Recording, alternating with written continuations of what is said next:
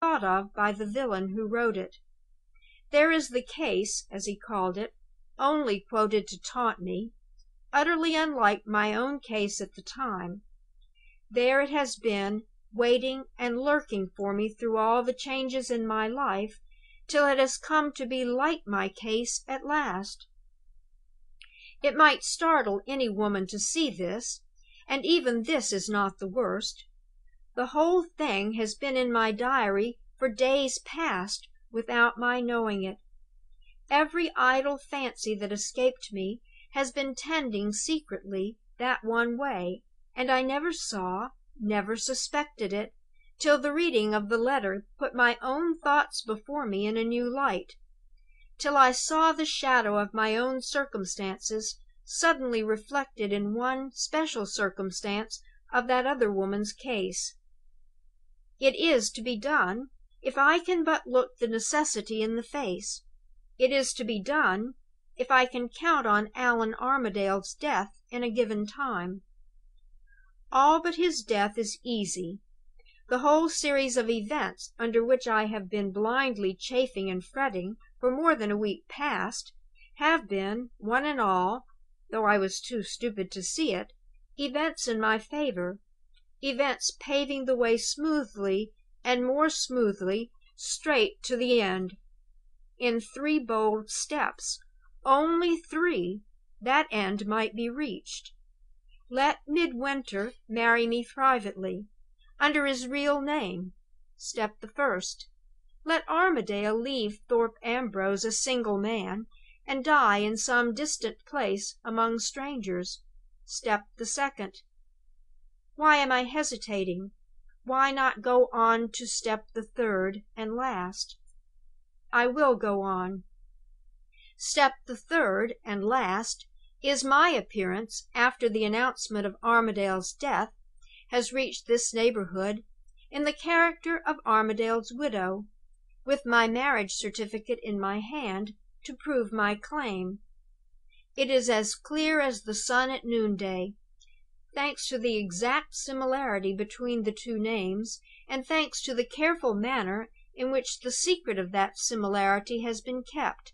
I may be the wife of the dark Allan Armadale, known as such to nobody but my husband and myself, and I may, out of that very position, claim the character of widow of the light Allan Armadale, with proof to support me, in the shape of my marriage certificate, which would be proof in the estimation of the most incredulous person living. To think of my having put all this in my diary! To think of my having actually contemplated this very situation, and having seen nothing more in it at the time than a reason, if I married Midwinter, for consenting to appear in the world under my husband's assumed name! What is it daunts me? The dread of obstacles? The fear of discovery? Where are the obstacles? Where is the fear of discovery? I am actually suspected all over the neighborhood of intriguing to be mistress of Thorpe Ambrose. I am the only person who knows the real turn that Armadale's inclinations have taken. Not a creature but myself is as yet aware of his early morning meetings with Miss Milroy. If it is necessary to part them, I can do it at any moment by an anonymous line to the major.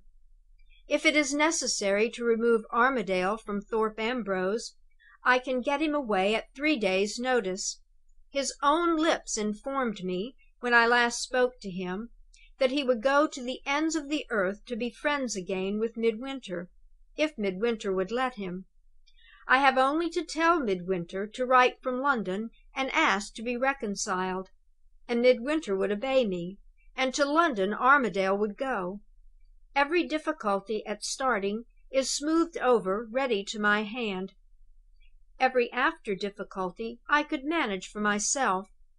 In the whole venture, desperate as it looks, to pass myself off for the widow of one man, while I am all the while the wife of the other, there is absolutely no necessity that wants twice considering, but the one terrible necessity of Armadale's death. His death, It might be a terrible necessity to any other woman, but ought it to be terrible to me? I hate him for his mother's sake. I hate him for his own sake. I hate him for going to London behind my back, and making inquiries about me. I hate him for forcing me out of my situation before I wanted to go. I hate him for destroying all my hopes of marrying him, and throwing me back helpless on my own miserable life. But oh, after what I have done already in the past time, how can I? How can I? The girl, too. The girl who has come between us, who has taken him away from me, who has openly insulted me this very day. How the girl whose heart is set on him would feel if he died. What a vengeance on her if I did it! And when I was received as Armadale's widow, what a triumph for me! Triumph! It is more than triumph, it is the salvation of me. A name that can't be assailed, a station that can't be assailed, to hide myself in from my past life. Comfort, luxury, wealth, an income of 1,200 a year, secured to me, secured by a will which has been looked at by a lawyer, secured independently of anything Armadale can say or do himself. I never had 1,200 a year. At my luckiest time I never had half as much, really my own. What have I got now? Just £5 left in the world, and the prospect, next week, of a debtor's prison. But oh, after what I have done already in the past time, how can I? How can I?